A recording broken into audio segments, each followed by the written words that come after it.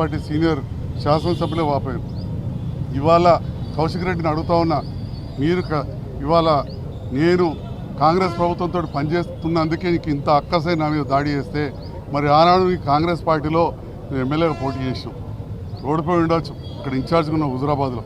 ఆ సందర్భంలో కాంగ్రెస్ పార్టీ నుంచి 12 మంది ఎమ్మెల్యేలు టీఆర్ఎస్ పార్టీలో చేరి మంత్రి పదవులు సాధించినాన్ని ఎవరైనా ప్రశ్నించినావా అని చెప్పి సందర్భంగా సూటిగా అడుగుతా ఉన్నా. నువ్వు వచ్చి మళ్ళీ అధికారం కోసం బీఆర్ఎస్ పార్టీలో చేరలేదా అని అడుగుతా ఉన్నా. ఈ రకంగా కౌశిక్ రెడ్డి నేపథ్యం ఏంది అనేది అందరికీ కూడా తెలుసు. ట్రెస్ ఫర్ ల్యాండ్ కేసుల దగ్గర నుంచి పెడితే బెదిరింపుల కేసులు ఎన్నో ఉన్నాయి. ఆ విషయం మీడియా ద్వారా అందరూ కూడా చూసినారు. హైదరాబాద్లో కావచ్చు, ఇంకా సిరిసిల్లలో కూడా ఎక్కడో కేసు ఉన్నది, హైదరాబాద్లో ఉంది, బంజారాహిల్స్లో ఉంది, వరంగల్లో ఉన్నది. ఉద్యమ కాలంలో వైఎస్ఆర్సీపీలో ఉండి వీరేదో ఒకటే పార్టీలు ఉన్నట్టు కాంగ్రెస్ వైఎస్ఆర్సీపీలో ఉండి ఉద్యమకారులు బెదిరించినవి కూడా ఫోటోలు వీడియోలు చూపెడతా ఉన్నారు.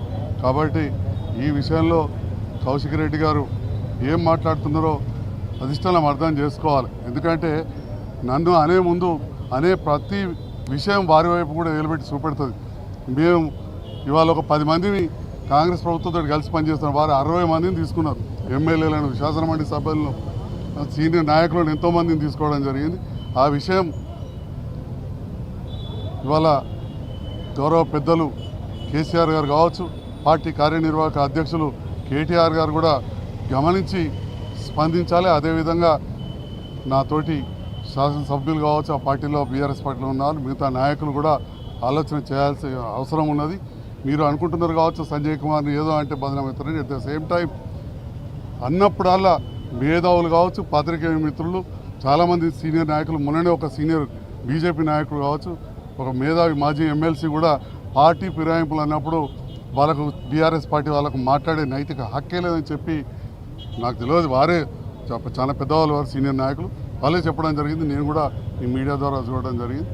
మరి ఈ సందర్భంలో మన కరీంనగర్ మీడియా మిత్రులు కూడా నిష్పక్షపాతంగా ఉండి ఏదైతే ఇట్లాంటివి జరుగుతున్నాయో జరగకుండా, ఎందుకంటే ఒక అత్యున్నత స్థానంలో ఉన్న మేమే అక్కడ ఉన్నప్పుడు ఒక వీధి రౌడీలాగా ఒక తోటి శాసనసభ్యుని నా మీద దాడి చేయడం అనేది నేను చాలా బాధతోటి ఖండిస్తూ ఉన్నా.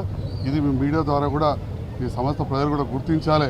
మరి కౌశిక్ రెడ్డి గారు సొంతంగా చేసిండ్రా, వారిని ఎవరైనా రెచ్చగొట్టి నా మీదకి పంపించినా అని చెప్పి ఆలోచన చేయాల్సిందిగా నేను ఈ సందర్భంగా కొడుతా ఉన్నా. Thank you.